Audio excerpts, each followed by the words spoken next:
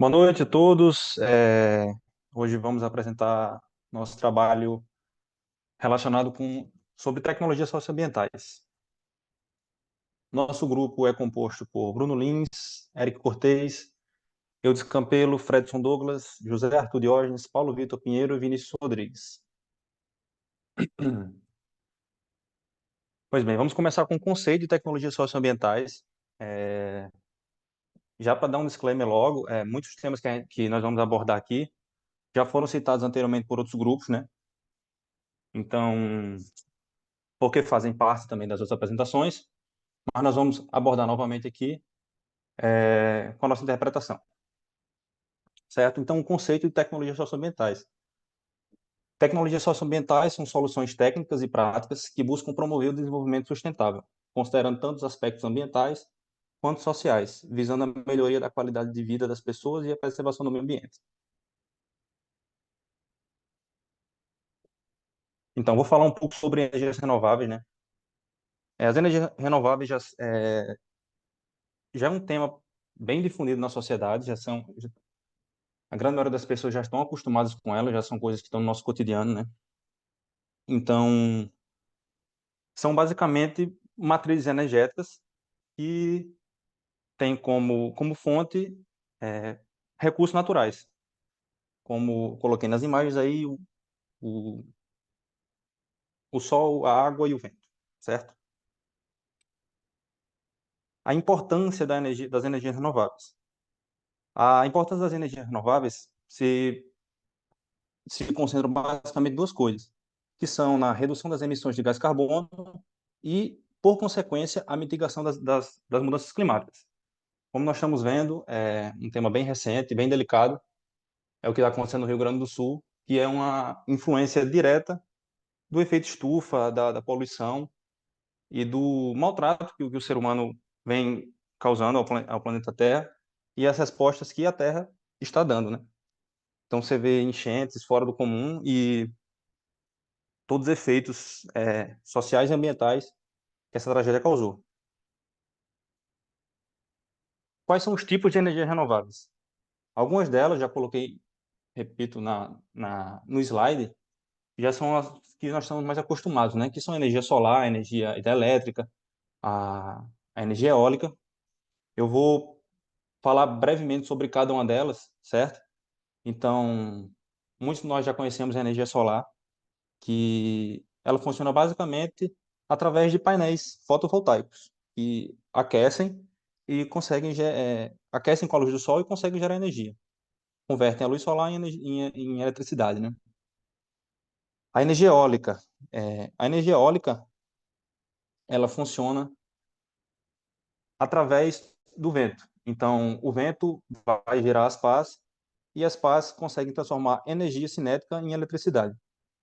Já a energia hidrelétrica, as hidrelétricas, elas funcionam com a água, transformando energia potencial gravitacional, que a gente já aprendeu em física, em energia elétrica. A água, a determinada altura, ela vai cair, vai gerar as turbinas e transformar a energia potencial gravitacional em energia cinética e, por consequência, em eletricidade. Existe também outros tipos de energia que não são tão comuns no nosso dia a dia, como a energia através de biomassa, que utiliza resíduos orgânicos para produzir energia térmica ou elétrica. E a geotérmica, que utiliza o calor interno da Terra para poder gerar eletricidade, né? Vou falar um pouco também dos benefícios das energias renováveis para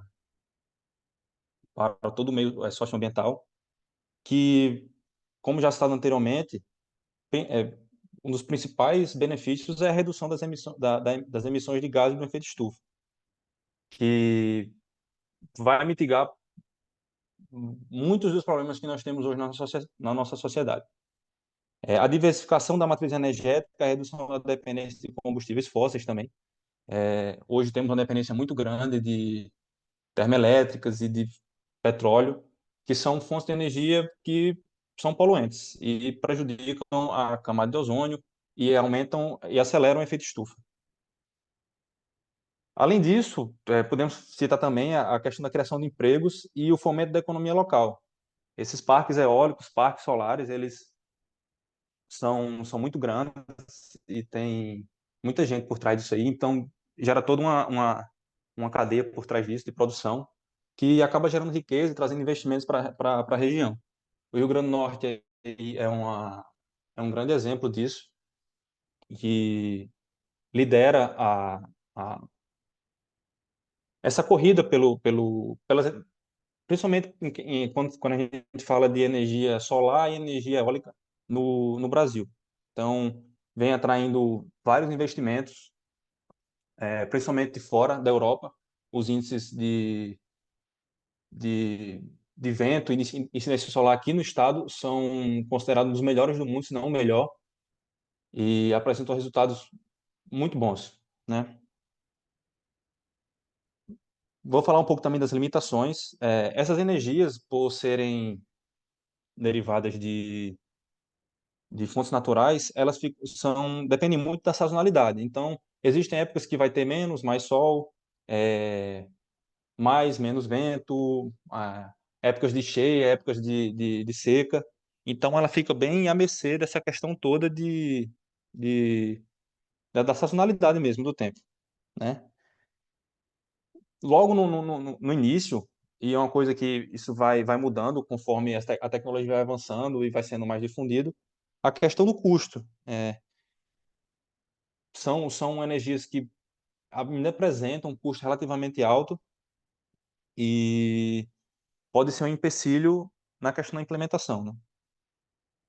E os impactos ambientais locais. Quando a gente fala que são energias renováveis e elas são benéficas, tudo, a gente fala isso em comparação às fontes as matrizes de energia que são movidas através de combustíveis fósseis, né? Então, mesmo sendo energias renováveis, elas trazem algum dano ainda para o meio ambiente.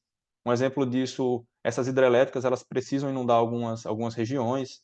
Essas regiões, então, aí você tem toda uma situação de perda de fauna, de flora, sem contar no deslocamento de pessoas que moram nessa região.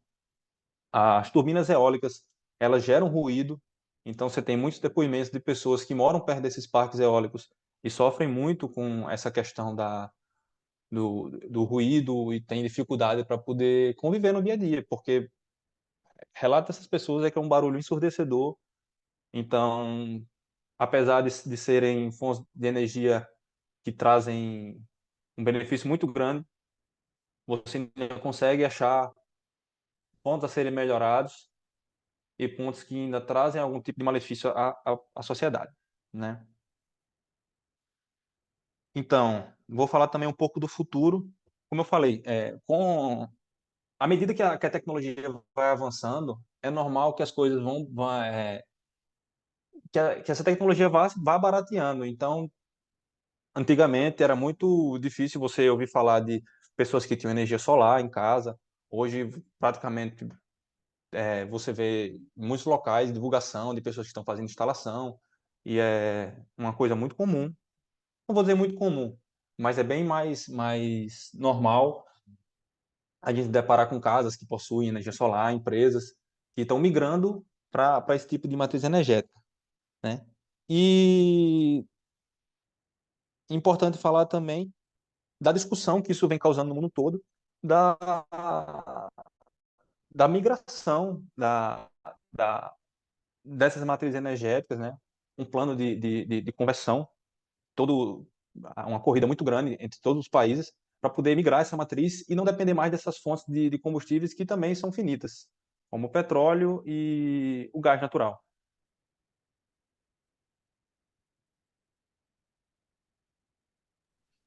Perfeito.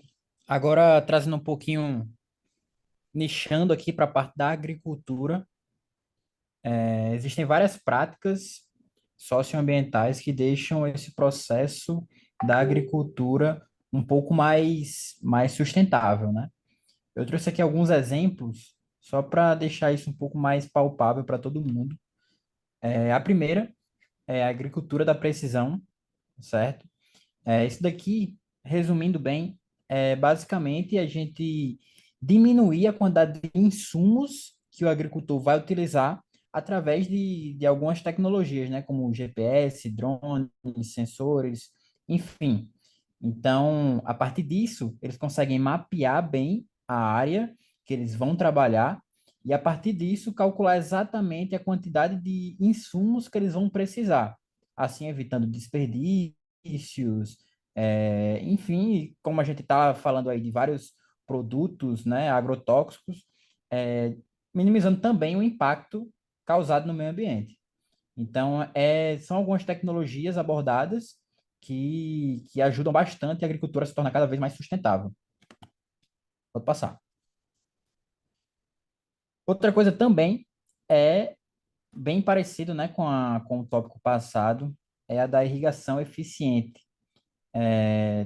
Outro ponto que dificulta bastante e que gera um impacto ambiental muito forte é a parte da irrigação, justamente porque a gente está lidando com a água, né? Que é uma fonte aí bem, que está se tornando cada vez mais escasso.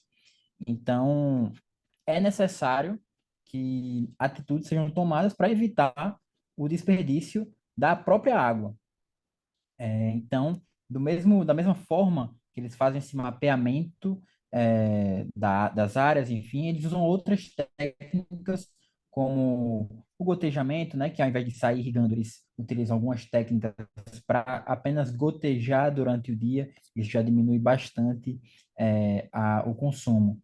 E fora também que esse cálculo, essa quantidade bem precisa do quanto eles necessitam para fazer a irrigação, né, todo o processo, ajuda também na qualidade do que eles estão produzindo.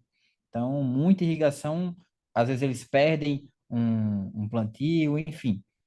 Então, aqui é algo que é tanto muito benéfico para o meio ambiente, mas também para o produtor. Pode passar. Pronto. Outro ponto é o tópico de sistemas agroflorestais. Isso daqui a gente está lidando muito mais não só com um tema mais tecnológico, mas uma boa prática em si. Isso aqui a gente está lidando muito mais com o meio biológico, né? Então, por exemplo, às vezes você fazer o plantio de apenas uma leguminosa, enfim, alguma coisa assim, você vai deixar o solo um pouco mais pobre de nutrientes. Então, ter esse conhecimento e saber como fazer esse ciclo, não só de plantações, mas também a própria criação de animais, enfim, ajuda a adubar o solo e assim deixar ele cada vez mais rico. E como também trazendo alusão no tópico passado, é uma prática que gera tanto impactos positivos para o meio ambiente, porque a gente está nutrindo o solo, está deixando ele cada vez mais pronto para um novo plantio, mas também a gente está criando várias possibilidades para o produtor. Então, são práticas, são conhecimentos que os agricultores devem ter para deixar a agricultura cada vez mais sustentável. Pode passar.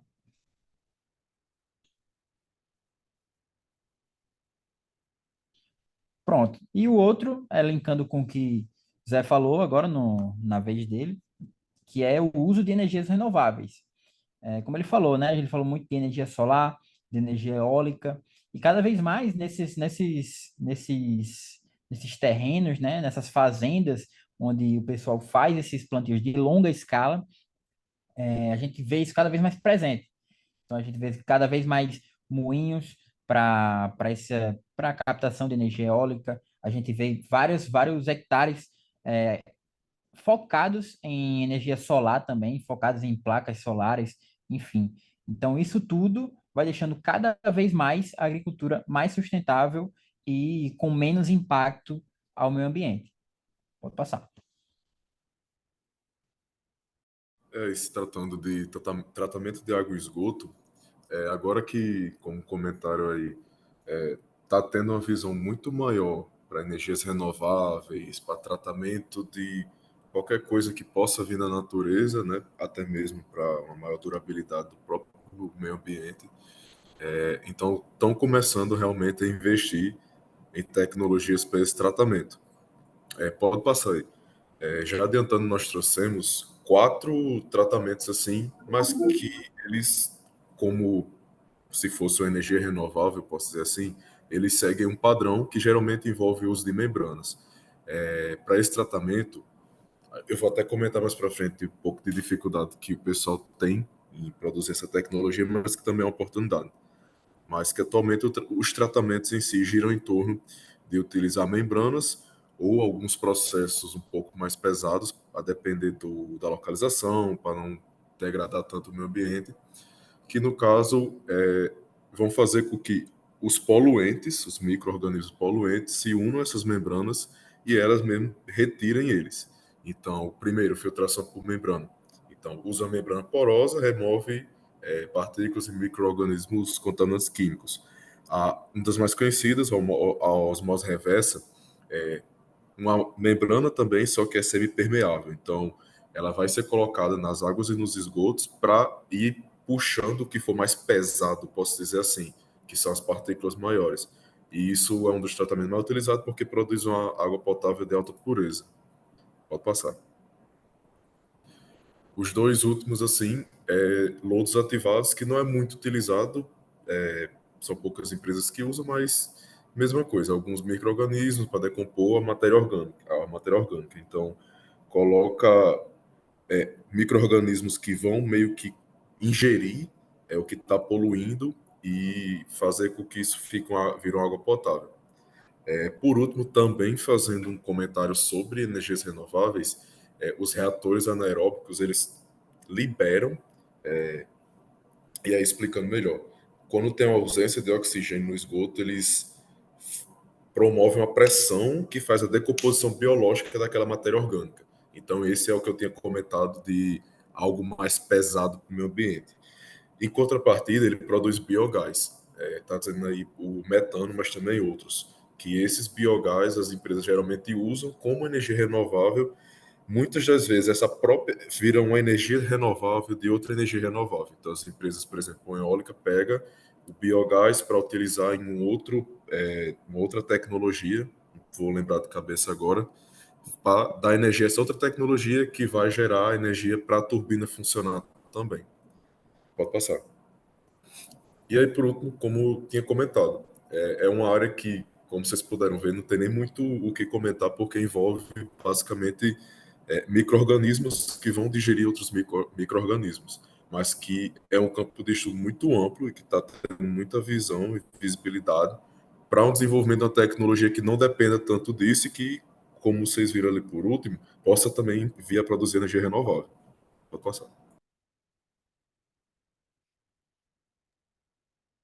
Falando agora sobre a questão de gestão de resíduos, que também é um aspecto super importante no que diz respeito a tecnologias socioambientais, que é um grande desafio a nível global, né? Então, várias produções, a indústria, em sua grande maioria, gera diversos resíduos e a má gestão, né, um controle ruim, né, sobre esses resíduos podem acarretar em sérios impactos ambientais, né, desde a poluição do ar, solo, água e o que eu vou comentar brevemente é algumas tecnologias que trabalham aliadas à gestão desses resíduos, né, para minimizar esses impactos ambientais e até reverter em alguns aspectos positivos, né, dentro da indústria. Pode passar. Então, três tecnologias que eu queria e trouxe aqui para destacar para vocês são essas três que vocês estão vendo aí na tela. A primeira delas é a incineração e recuperação de energia, que basicamente ela parte do pressuposto de fazer uma recuperação da energia que tem nos itens sólidos a partir da incineração.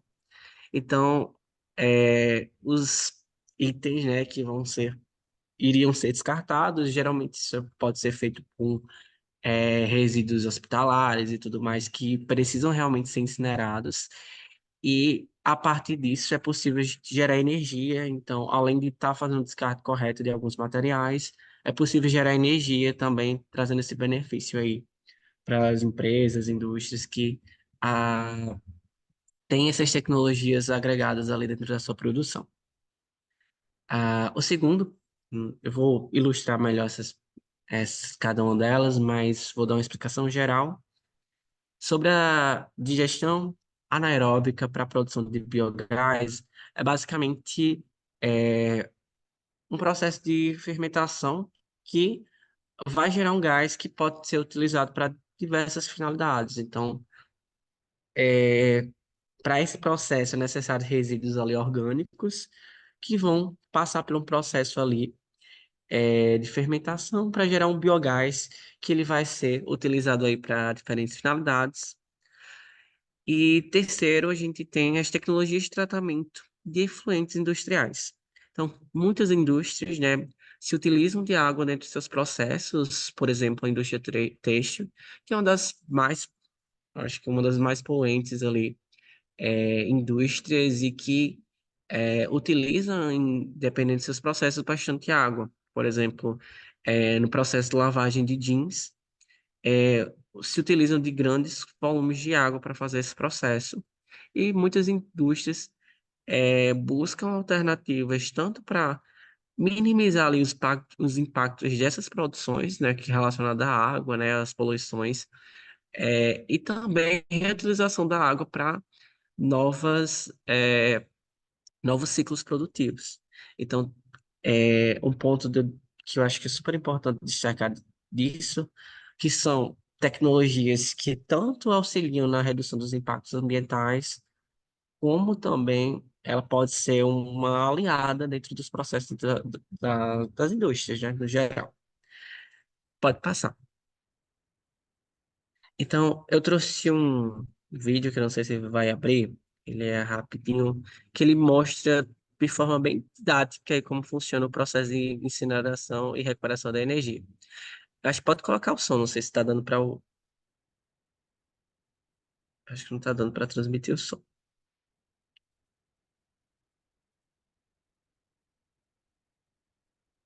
Mas eu acho que dá para pegar um pouquinho da essência aí só pelo vídeo. Não está saindo o som.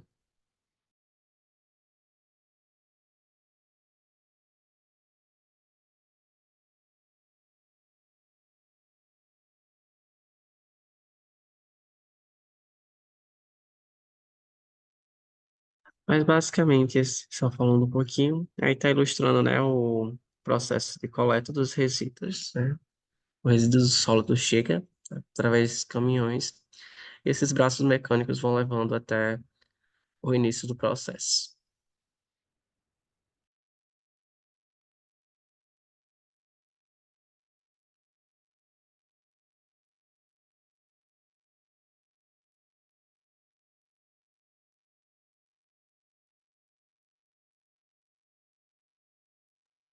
Que vai mostrando vários estágios, né, que vai passando, né, a elevação da temperatura, a extração do gás, então, todo o processo aí de recuperação, de transmissão da energia vai sendo conduzido aí dentro desse maquinário.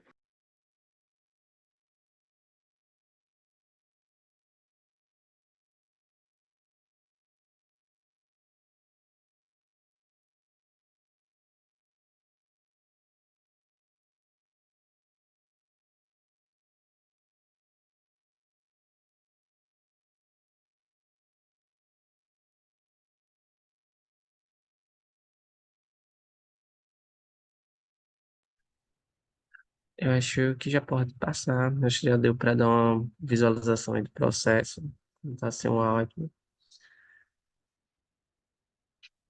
Então, essa visão um pouquinho como funciona. Seguindo para a segunda tecnologia, a gente tem os biodigestores, né, que é o processo que eu tinha comentado. Então, ele se utiliza de matérias de resíduos orgânicos, como estrumes, resíduos da biomassa.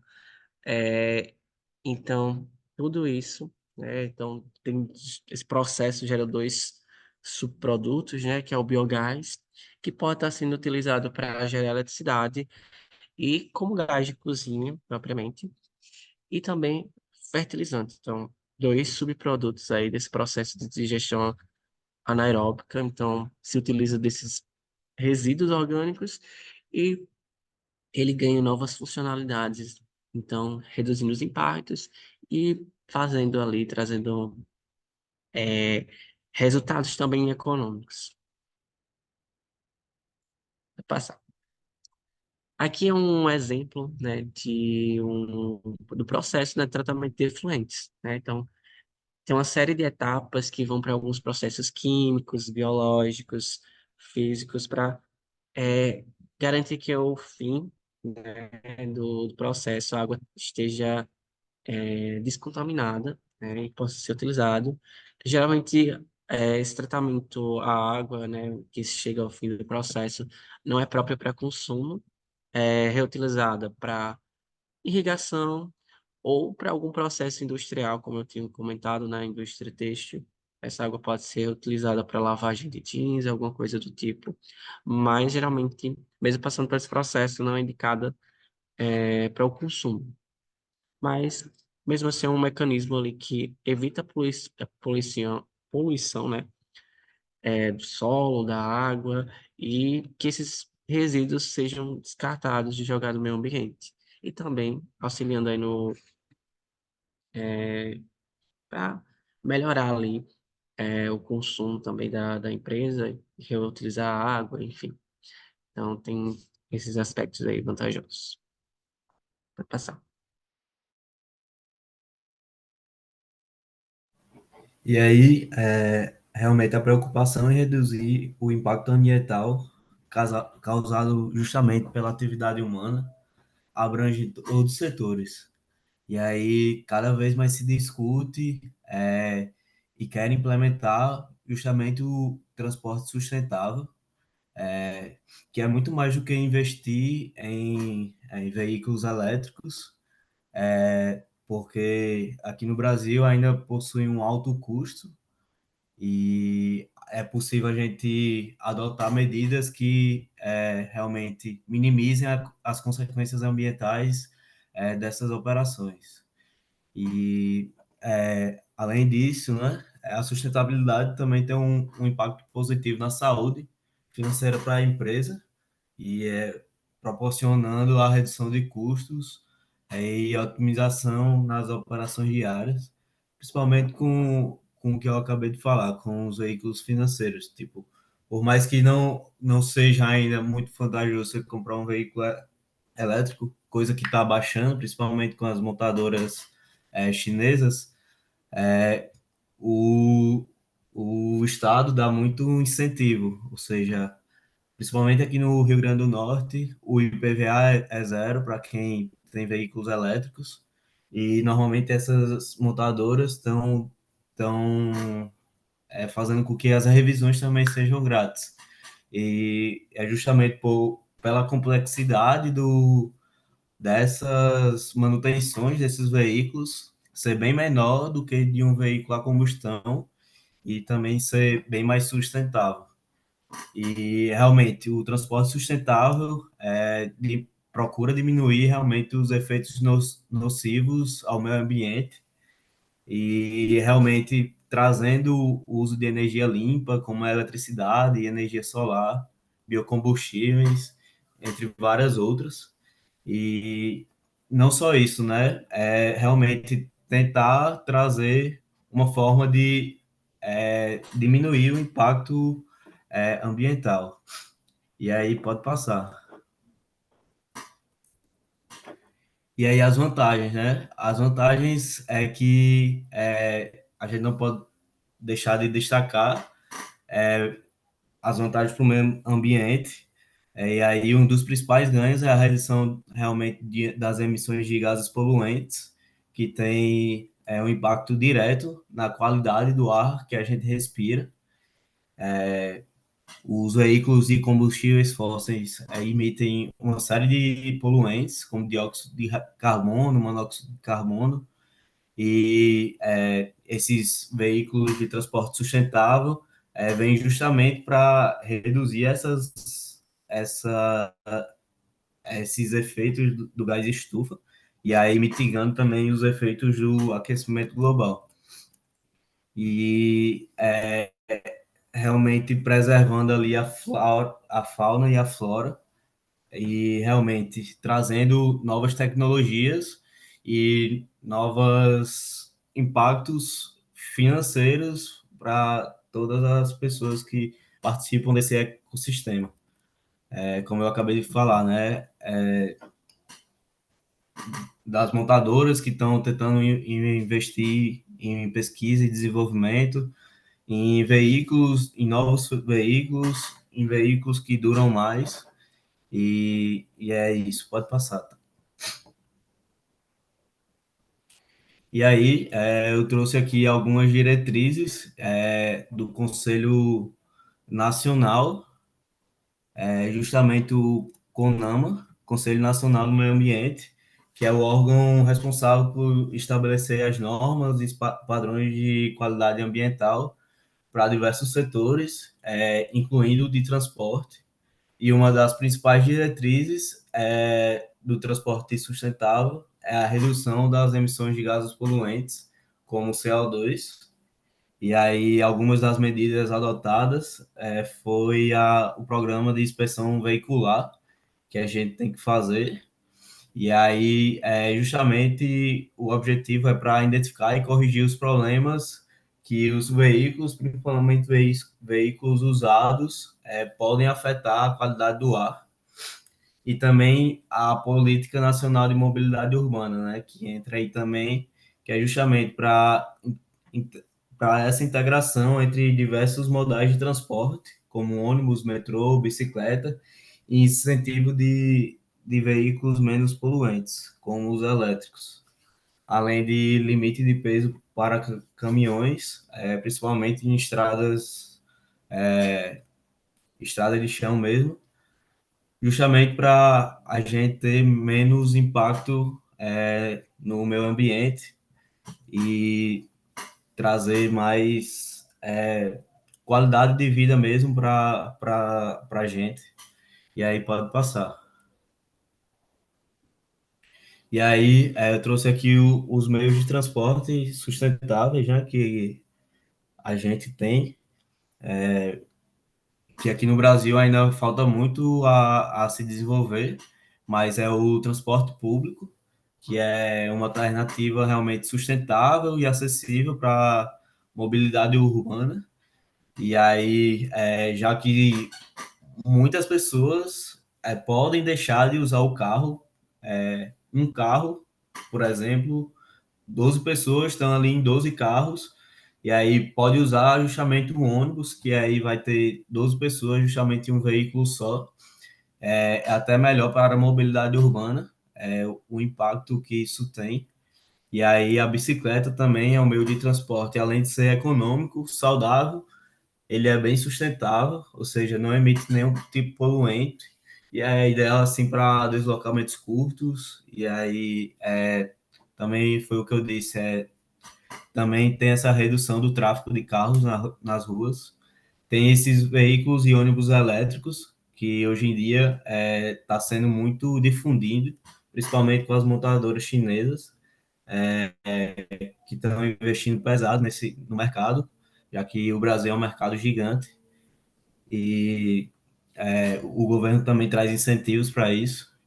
E o metrô, que não é uma opção para a gente aqui em Natal, mas que é um meio de transporte bastante sustentável e eficiente, já que ele utiliza a energia elétrica justamente para se movimentar.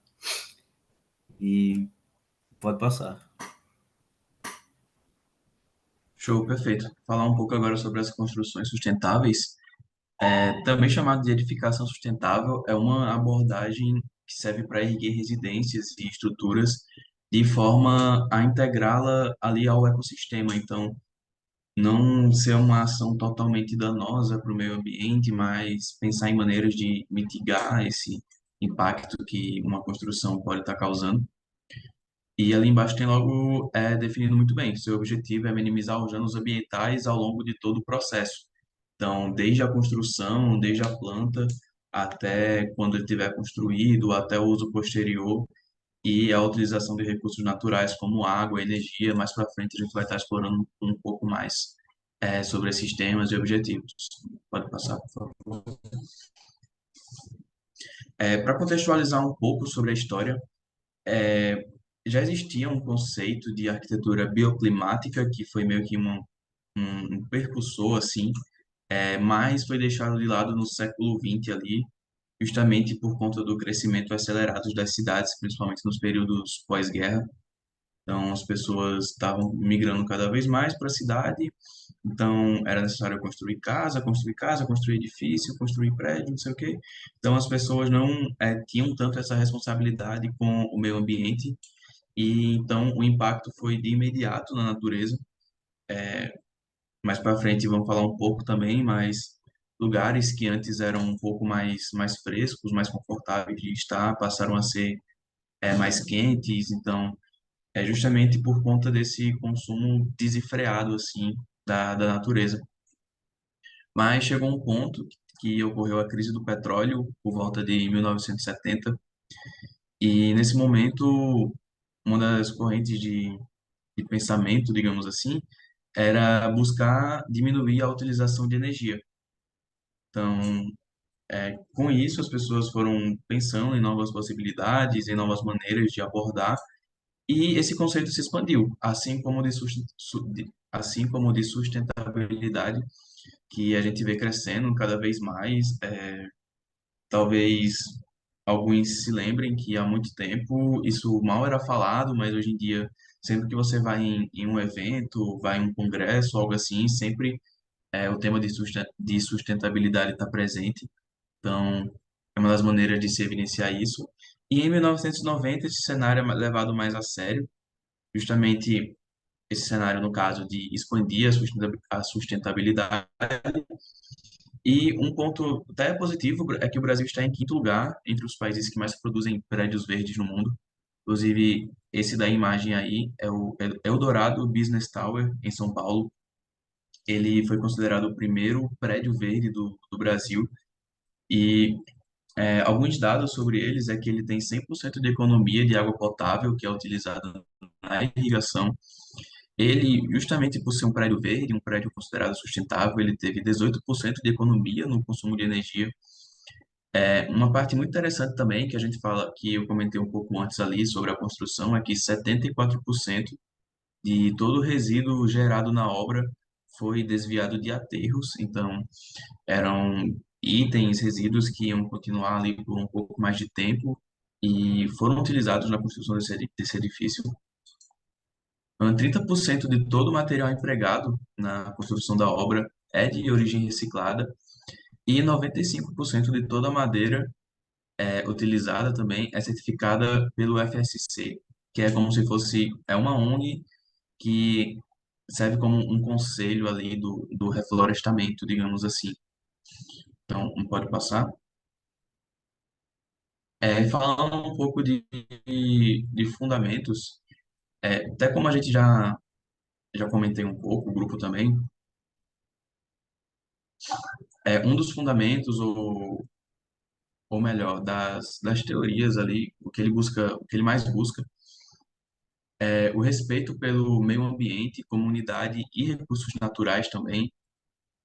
Também o uso de materiais recicláveis, o menor impacto ambiental, o uso de madeiras reflorestadas, uso de energia solar, até de vasos com redução de água e lâmpadas de LED também, e até levar em consideração a posição do sol para a construção de um edifício é também considerado uma das técnicas, um dos fundamentos. Então, para ser considerado uma construção verde, não necessariamente precisa cumprir todos esses pontos, mas esses são apenas alguns dos pontos que podem ser cumpridos, que vão ajudar a empresa a, a conseguir um certificado. Tem empresas que vão, empresas, né, especializadas que vão na empresa, fazem a certificação da construção, dos recursos e tal. Então, é bem interessante isso. E nessa imagem tem umas casas de bambu na Indonésia. Eu trouxe porque é interessante, justamente aborda muito bem isso que que eu estou falando um pouco. Ele é barato e fácil de construir, a sua base é feita de bambu, colhida ali próprio no local, nas redondezas. É uma árvore que é predominante na Indonésia. E as casas são construídas sobre as plataformas como dá para ver na imagem, tem umas plataformas que embaixo tem tambores de óleo reciclado. Então, quando ocorre inundações, as casas meio que flutuam e previne é, alguns contratempos que podem acontecer, né? Como até mesmo a água invadir a casa, a água derrubar a casa, enfim. E aí tem esses barris de óleo e justamente também tem uma âncora, porque se não tivesse, provavelmente a casa seguiria o curso da inundação, mas tem uma âncora que deixa ela fixa aí nesse local. Pode passar. Show. E aí, alguns dos objetivos, das principais metas, é justamente o maior bem-estar para a população. Outro ponto também, a valorização do imóvel. Pesquisas sugerem que um imóvel verde, digamos assim, podem valer entre 10 e 30% a mais do que os que não são considerados verdes. E isso está atrelado também até o próximo ponto, que é a redução dos custos de operação. Então, como a gente está falando de edifícios grandes nesse caso, a energia solar, por exemplo, pode compensar o investimento que o empresário, o dono, teria com energia normalmente em apenas um ano. Então, é algo que vale muito a pena, até no curto prazo mesmo, um ano considerado curto prazo. Então, muito bacana. E, obviamente, também contribuir com o meio ambiente, com a natureza. Trouxe aqui abaixo alguns edifícios. Tem esse Faria Lima 3500, que fica em São Paulo. Recentemente, o Itaú comprou esse edifício por 1,5 bilhão, se eu não me engano, pagos à vista. E parte desse valor também foi inflacionado um pouco por conta de ser considerado um prédio que tem essa noção de meio ambiente, de consumo consciente, né? E alguns dos objetivos desse Faria Lima 3500, ele alcançou 31% de redução no consumo de energia, seguindo principalmente algumas práticas. Então, mais de 90% das lâmpadas desse edifício são lâmpadas de LED. É, Lá também tem um sistema de automação de ar-condicionado. Então, assim que alguém entra em algum escritório, em algum local, o ar-condicionado liga e quando sai, ele desliga. Então, só com isso ele economiza muita energia. 95% dos equipamentos instalados possuem o selo Energy Star, que atesta o baixo consumo de energia. 100% dos resíduos não orgânicos são destinados para reciclagem e os orgânicos vão para aterros sanitários. E até bitucas de cigarro têm descarte apropriado. São processadas e transformadas em tubo. Então, a pessoa está trabalhando lá no Itaú, está estressada, e vai ali fora fumar um cigarro, e lá tem um local específico para o descarte desse cigarro. Então, interessante como eles pensaram muito bem até em coisas pequenas, digamos assim, mas em como contribuir isso para a sustentabilidade. Tem esse Bosco Verticale, na Itália. Ele visa melhorar a qualidade de vida através do reflorestamento. Então, até quando a gente olha a imagem, parece aquelas imagens geradas por AI, por inteligência artificial, mas realmente é assim. Ela visa melhorar a qualidade de vida através do reflorestamento na metrópole mais poluída da Itália, que é Milão. E são duas torres que medem 367 metros e elas acomodam mais de 450 árvores, mais de 300 árvores de pequeno porte e mais de 5.000 arbustos. E isso tudo equivale a uma floresta de 2,5 hectares. Então, muito legal estar trazendo isso para um ambiente urbano mesmo. É, e também tem benefícios para os próprios moradores, para os próprios pessoas que trabalham. Essas plantas, estima-se que elas vão reduzir os ruídos urbanos, limpar o CO2 e a poeira do ar da cidade. Além disso, vai ajudar a reduzir o efeito de ilha de calor, que é bastante presente na cidade. Então, ganha todo mundo, ganha quem está morando, ganha a cidade, ganha o pedestre que está passando ali embaixo. Então, é muito bacana. E esse último é um hotel em Singapura. Ele foi considerado o hotel mais sustentável do mundo. E na fachada, ele tem 4 andares com 15.000 metros quadrados de vegetação. contendo mais de 50 variedades de arbustos, flores, árvores. Ele possui um sistema de autoirrigação utilizando água de chuva, então ele economiza muita água nisso mesmo. Tem alguns sensores que, assim que chove, toda a irrigação artificial, digamos assim, a irrigação que é a água do prédio, ela é interrompida para que seja alimentado só com água da chuva mesmo. Em toda a energia utilizada é produzida por células solares, com energia solar, e com isso a economia de energia nesse hotel é o equivalente a 680 residências. Então, é muito bacana ver isso. E outro ponto também é que a vegetação não está ali só por motivos estéticos, né? Assim como no Bosco Verticale, o anterior, a vegetação tem como objetivo manter uma boa temperatura das paredes e, consequentemente, reduzindo o uso de ar-condicionados e também o consumo de energia, que é favorável para o meio ambiente. Pode passar. E aí, pode passar mais um. Por último, assim, depois de a gente trazer todas essas tecnologias, é muito de trazer conscientização também que muitas dessas tecnologias, no momento que são muito boas, em geração de energia, impacto social, posso dizer assim, elas trazem um impacto não tão muito bom assim na parte ambiental. Então, gera muita degradação, destruição de alguns habitats naturais.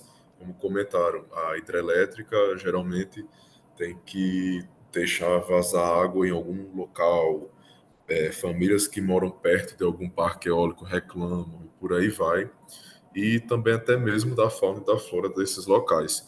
Então, é mais de trazer, assim, no final, a conscientização para quem se interessa no assunto, quem trabalha com isso, quem conhece alguém que trabalha com isso, de que é um mundo a se explorar. Realmente, assim, temos um grande avanço a ser feito, é uma oportunidade bacana, mas que principalmente disciplinas como essa vem muito com esse olhar. Então, é muito importante esse olhar mais tático, de gestão mesmo, porque não adianta só você, beleza, ter uma tecnologia sustentável, se você não pensar também no contraponto, se você não pensar também no que vai acontecer quando você instalar ela. E do grupo 5 era muito isso, pessoal. Obrigado.